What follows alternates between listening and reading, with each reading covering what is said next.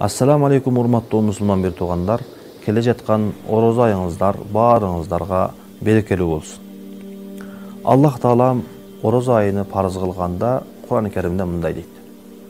Кутиба алейкумус сияму кама кутиба алаллазина мин кабликум лааллакум таттакун. Силерден мурункуларга парыз болгондой эле силерге дагы орозо айы парыз болду дейт. Балким силер таква болорсуңар.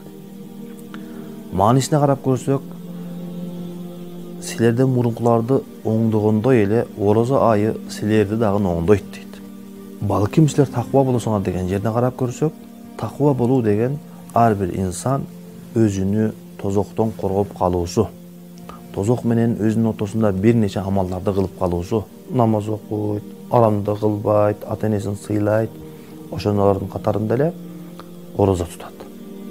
Ал эми экинчи тарабы эң негизгиси болгон Аллах Таала менен болгон мамилени коргоп калуусу. Ошол Аллах Таала менен болгон мамилесинде кандай бир кемчилик, кандай бир жаман нерсе болуп калбас үчүн ар бир адам ушул өзүнүн мамилесин коргоп калуусу зарыл. Ал эми ушул орозо айына кимде-ким орозо кармаган болсо, ал адамдарга Аллах Таала кандай соопту берет десек, карап көрөлүк.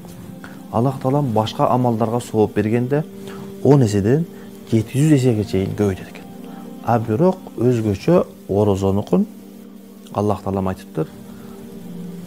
Башка амалдардын сооптору белгилүү болсо, орозо айынын сообу мага тиешелүү. Мен гана билем, мен гана беремин дептир. Мунун мааниси эмнеде турат? Башка амалдардыкы эсептелүү болсо, бирок орозонун сообу эсепсиз экен. Аллах Тааланын өзүнө гана таандык экен. Аллах Таалам баарыбызды ушундай сооптуу орозону кармаганга насип кылган болсун. Ал эми экинчиси, Пайгамбарыбыз саллаллаху алейхи ва саллям айтат, кимде-ким орозо айына Аллах Таалага ыйман келтирип, орозо кармагандан кийинки сооп текке кетпейт деп ишенич менен орозо кармаган болсо, ал адамдын мурунку өткөн баардык күнөөлөрү кечирилет дейт. Балким бизде азыр көрүп жаткан көрүүчүлөрдүн арасында 20 жашта, 30 жашта, балким 50-60 жашта өткөн жылдарыңызды карап көрүңүз. Бойго жеткенден баштап канча жыл өттү? Ошолордун баарын кошуп эсептеп көрүңүз. Ошолордун арасында канча күнөө кылдыңыз? Эгерде ушул айда сиз Аллах Таалага ишенген ыйманыңыз менен ушул орозо айында кармалган орозонун сооптору текке кетпейт деген ишеничте орозоңузду кармасаңыз, Аллах Таалам өткөн күнөөлөрдүн баарын кечирет. Жана сиз өтө чоң жетишкендикке жеткен болосуз.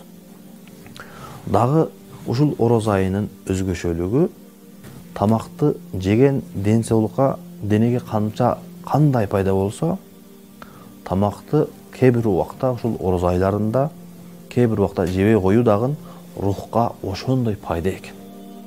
Ошондуктан Аллах Таалам балким силер таква болосуңар дейт. Демек, бул айда рухтарды оңдоп, жүрүм-турумду оңдоп, ички жүрөктү, аң сезимди, ой жүгүртүүнү оңдоп, тазалап кала турган ай экен. Караңыздар, эгерде ушул орозо айында биздин орозобуз биз каалагандай, Аллах Таалам бизден талап кылгандай жакшы орозо болуусун кааласак, биз сөзсүз түрдө тамак ашты ичпей койгондой эле башка ушул нерсеге жардам боло турган нерселерди дагы кылышыбыз керек экен. Алар сүйлөгөнүбүздө жакшы сөздү сүйлөп, караганыбызда жакшы нерселерди карап, укканыбызда жакшы нерсени угуп, жүрүм-турумубузда, адеп-акылабызда эгерде биз түз болсок, оңдолсок, ошондо биздин туткан орозобуз, тамак аш ичпей койгондугубуз биздин рухубузга, жүрүм-турумубузга таасир берет экен.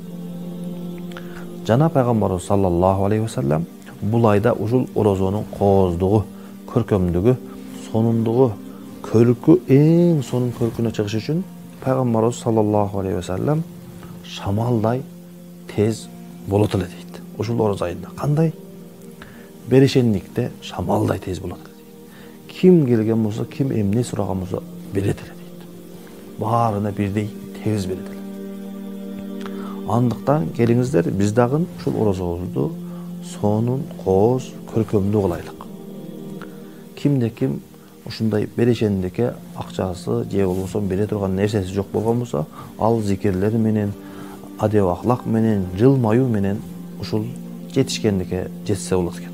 Андыктан келиңиздер, ушул берекелүү айды Аллах Таалам каалагандай, пайгамбарыбыз талап кылгандай, өзүбүз эңсегендей кылып, сонун кылып тутайлык, жана рухубузду жеңилдетип, оңдоп, дең сыйлыгыбызды чыңдап, андан кийинки айларга бекем, жакшы иман менен, күчтүү иман менен, жакшы адеп ахлак менен чыгайлык. Аллах Таалам барыбызды ушундай орозо тутканды насип кылган болсун.